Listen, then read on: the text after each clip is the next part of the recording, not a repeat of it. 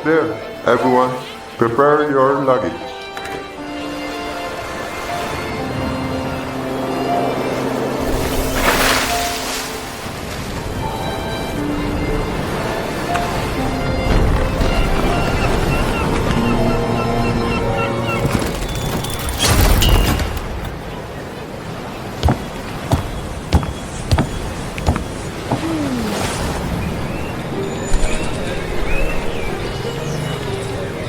Attention passengers, we've now reached our destination.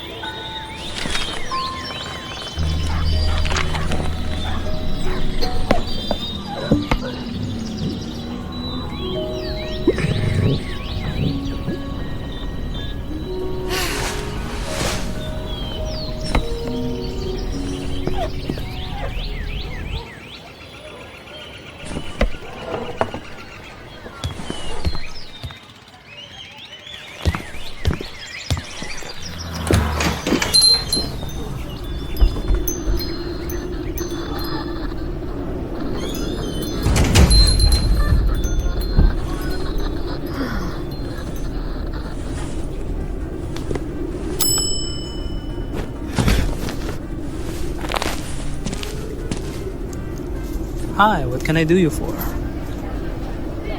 Excuse me, is this dog someone's pet? No, that one's a stray. Its mother gave birth in the forest, but this little guy ended up here. We are giving him food and shelter for now, but he needs a real home. You can try to adopt her, you know?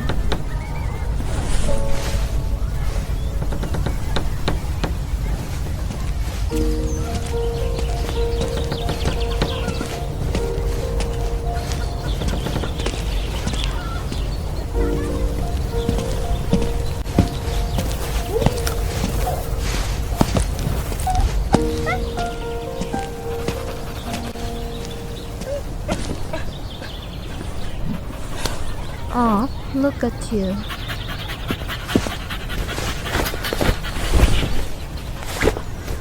You remind me of the wind, the one that carried our ship here. Always moving, always finding a way.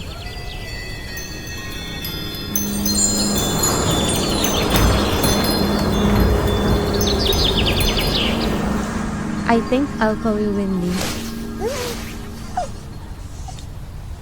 Windy, bala ko umuwi sa Pinas. What do you think? Sama ka? May kita mo ng mga kapwa dogs mo doon.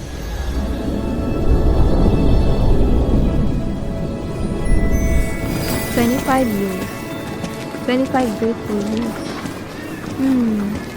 I think it's time to finally go home. Spend time with my family, set new priorities, and rebuild a new life.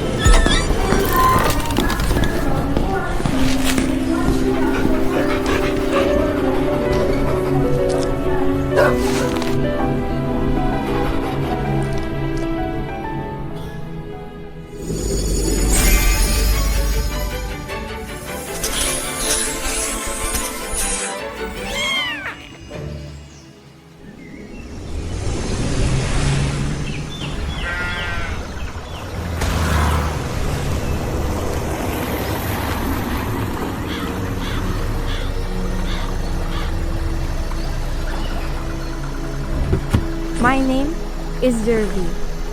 I'm a Filipino florist who worked in Singapore for years.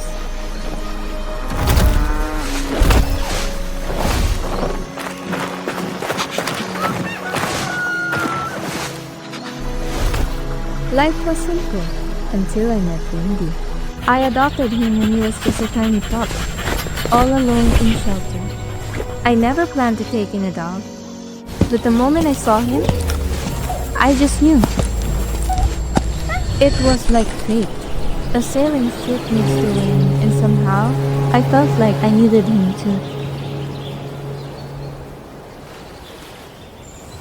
For years, I kept working in Singapore, but every time I came back to the Philippines, I saw the same thing. Dogs left to fend for themselves.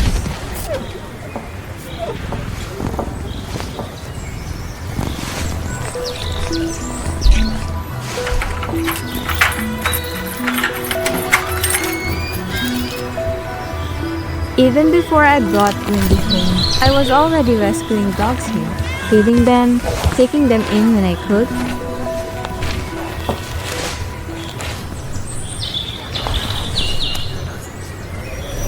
But my house wasn't big enough for these poor dogs to roam around freely, as they're very crowded.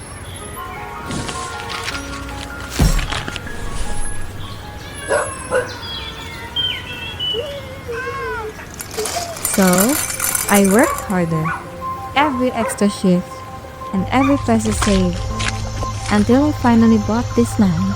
Wendy and I will call it the Homeless Dog Shelter.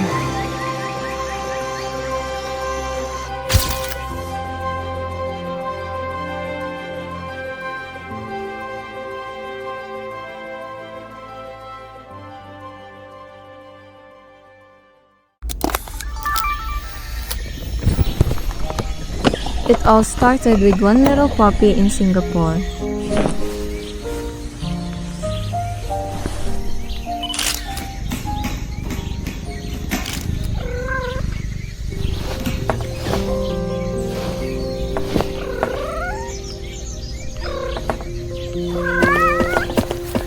Now, the land is full of life, dogs running freely, playing, and tails wagging.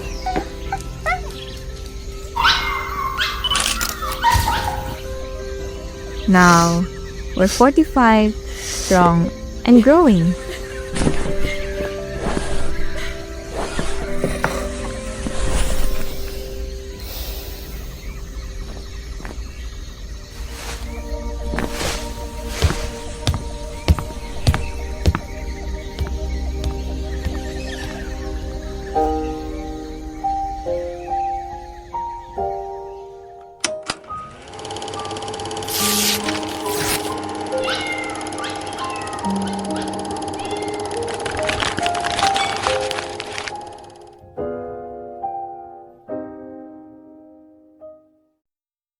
Caring for another life is a challenging responsibility. It's not always easy, but my passion drives me to do things I never thought possible. I began rescuing strays, and one of my first major steps was vaccinating all 45 dogs against heartworm disease. Heartworm is a serious and potentially fatal condition found in many parts of the world, including my area. Caused by foot-long worms that invade the heart, lungs, and blood vessels. It can lead to severe lung disease, heart failure, and organ damage. To protect my rescues, I arranged for an injectable heartworm prevention service from Angeles Vet Clinic, Olongapo. It was costly, but knowing the dogs are safe for 12 months is worth every cent. Generous people warm my heart. They make these rescue efforts possible by donating for veterinary care, food, and other necessities. Their kindness gives these dogs a second chance at life. These stray dogs needed more than just shelter. They deserve proper care for a healthy life. I managed to provide them with the essential equipment for the shelter and vitamins to keep them strong, happy, and wagging their tails. It's heartbreaking to witness the suffering of aspins, abandoned, injured, or barely clinging to life. Lahat sila may kanya-kanyang kwento, at ang bawat isa sa kanila ay lumalaban para makasurvive. Let me share some of their stories with you. Dati, tinatawag silang askal o asong kalye dahil kadalasang makikita silang naglalakad-lakad sa kalye, pero pinalitan ito ng aspin ng Philippine Animal Welfare Society o tinatawag na Paws upang alisin ang negatibong konotasyon ng salitang askal na nangangahulugang street dog. Ang aspin ay tumutukoy sa asong Pinoy na layuning itaguyod ang pagpapahalaga at pagkilala sa mga katutubong aso ng Pilipinas nang mawala ang stigma ng pagiging palaboy. The year 2019 greeted me with a heartbreaking sight. As I walked down the road, I came across a poor aspen, frail and suffering. I named her Kala. She had transmissible venereal tumor, a devastating disease. The moment I saw her, I knew I couldn't turn away. She deserved a second chance, and I was determined to give it to her. Transmissible venereal tumors are malignant cancers unique to dogs. Unlike other forms of cancer, TVTs can spread between dogs through direct skin-to-skin contact. This occurs when cancer cells are transferred from one dog to another, primarily through sexual contact. However, transmission can also happen through licking, biting, or sniffing affected areas. The most common cause of TVT is direct exposure to an infected dog. For 32 days, Kala bravely battled her illness. We're deeply grateful to the veterinary team for their dedication and care. Seeing Kala now, happily wagging her little tail and full of life, is truly heartwarming. His story is a reminder that no matter how hard life gets, there is always a chance to heal, to fight, and to survive. And now I ask if you can. Saving lives, every donation, and every act of kindness keeps these dogs fighting for another day. Every stray has a story. While the previous aspins fought bravely and survived, we must face the harsh reality that not all are as fortunate. Some battles are won, others are not. While not every stray dog is an aspin, it's heartbreaking to see that even purebred dogs are abandoned and left to fend for themselves. But no matter their breed, every life deserves a chance. That's why responsible pet ownership is so important. Too many dogs end up homeless, struggling to survive. The Homeless Dog Shelter helps by offering affordable spay and neuter programs from time to time. Spaying and neutering are simple procedures that prevent pets from reproducing. Overpopulation is a real issue. So many aspins and puspins are born into the streets, and many families can't afford to care for more pets. The past years have been difficult for many, yet people never forgot about us. From the beginning of these trying times, you have always stepped up, donating, sharing, and supporting our shelter and advocacy. Para sa akin kasi hindi lang sila aso. Para sa akin kasi sila, family. Ang everyday routine namin dito sa shelter. Siyempre, paggising, unang-una, ang mga aso kasi dito, lang sila roam around lang sila. So, yung mga pupo nila, yan. Dadakutin lahat yan. Pagkatapos, ihanda na namin dutuin yung pagkain nila para pagdating ng alas 3 or alas 5 ng hapon, yung mag-start na kaming magpakain. So, para pagdating ng gabi, hindi na maingay, hindi na gutom yung mga aso. Pangalawa, yung may mga aso tayong dinadala sa vet ng mga may follow-up check-up, kung may mga alam mong may nararamdaman, dadalhin mo sa vet. Siyempre, sa dami niyan, ang rescues kasi natin may 200. So, hindi naman natin lahat masasabi, lahat yan healthy. Siyempre, may isa, dalawa dyan na mararamdaman na hindi mo alam na ikaw yung gagawa, ikaw yung kikilos. Kasi ang mga yan, hindi naman nakakapagsalita para masabi nila, ay, ito yung problema nila. Kaya ikaw yung gagawa ng action. Pag may donation kami, yung punta ng market, bili ng kalabasa, bili ng chicken nila, gano'n. So, rice, dog food.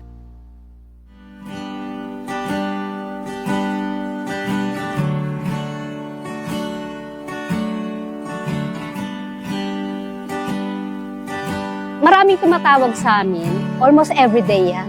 Nagpaparescue sila, aso or pusa. Nakakasad kasi hindi namin kasi lahat kayang tulungan. Limited lang talaga, lalo-lalo na sa wala kaming pondo. Pinaka-challenges namin dito sa shelter, yung kakulangan namin sa funds. Minsan yung mga basic needs namin everyday, yung food, yung medical nila. So, pag wala talaga kaming pondo, napakahirap. Pagdating ng kinabukasan, wala ka nang maibigay sa kanilang need. Ayun ang pinaka-mahirap talaga. Hindi mo alam kung sino pa yung lalapitan mo. Hindi mo na rin alam kung anong caption ilalagay mo sa Facebook para may mag-donate. Hindi ko nga rin maintindihan minsan paano rin kami nakakasurvive talaga. Kasi yung expenses namin dito everyday, hindi kasi biro. Struggling talaga kami sa financial. I mean, hindi lang siguro ang The Homeless Dog Shelter ang struggling. Almost sa lahat ng shelters talaga humihingi ng tulong. Kasi hindi naman kasi madali yung mag-alaga ka ng hundreds of dogs talaga at saka pusa. May mga time talaga na talagang hindi mo na kaya. Yung pagod ka na, stress ka pa. Magpo-posting ka, nagmamakaawa ka, humingi ng pagkain. Hindi mo alam kung ano yung gagawin mo. Talagang maraming beses ko na inisip na i-give up Kasi ang hirap na ng sitwasyon.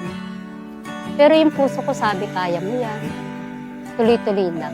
Ang nagmamotivate sa akin yung siguro yung pagmamahal sa kanila. Na para hindi ka sumuko.